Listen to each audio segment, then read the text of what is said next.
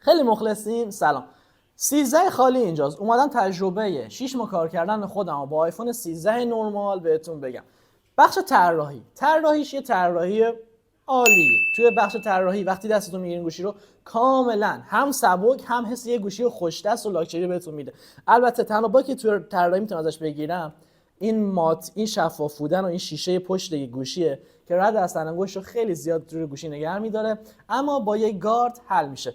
بخش طراحیش درگاه لایتنینگ برای شارژ زیر پایین دستگاه و درگاه های اسپیکر پایین دستگاه، سمت چپ دستگاه، سمت راست دستگاه دکمه پاور و سمت اینور کدوم ور میشه؟ سمت چپ دستگاه هم کلیدای کم و زیاد کردن صدا و دکمه سایلنت. بالای گوشی هم کویر، هیچی نیست.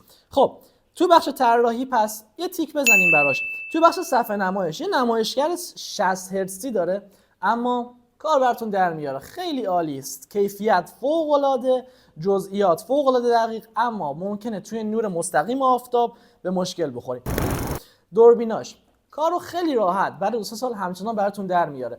همونجوری که توی ویدیو اینستا گفتم، اون ویدیو رو هم براتون دنبال کنین، ویدیویی که خلاصه گفتم. اگه کسایی که مایل نیستن و وقتشو ندارن، کلیپ‌های خلاصه ویدیوهامو من توی پیج میذارم.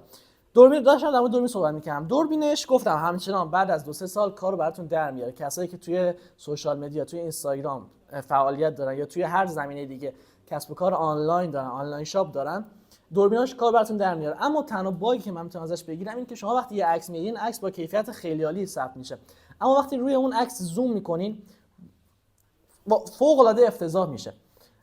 دوربین سلفیش دوربین راضی کننده ای، اما تو این رده رقیبایی داره که 100% دوربین سلفیش از این خیلی بهتره.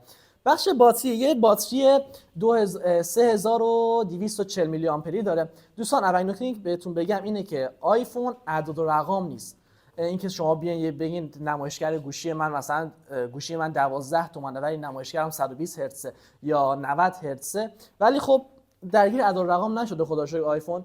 و اینکه این شرط هرتزی بودن یا اینکه این 3240 میلی آمپر همچنان کار براتون در میاره و این گوشی بهینه شده است. یعنی شما یک روز کامل و این گوشی به شرط بهتون شارژ میده.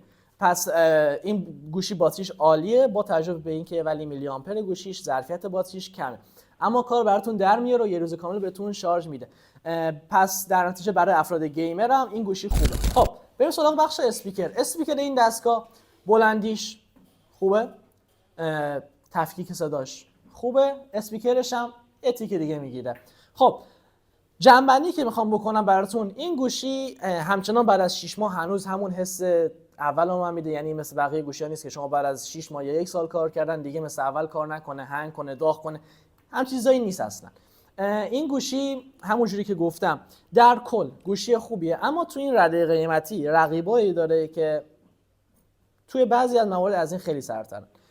خیلی ممنون که تا آخر ویدیو همراه بودین. اگه خوشتون اومد لایک کنین این ویدیو رو، سابسکرایب یادتون نره و اون زنگوله بالا هم حتما فعال کنین که اگه پست گذاشتم حتما مطلع بشین. خیلی ممنون. با امید دیگه تو مجموعه 24 هم دیگه رو ببینیم. فعلا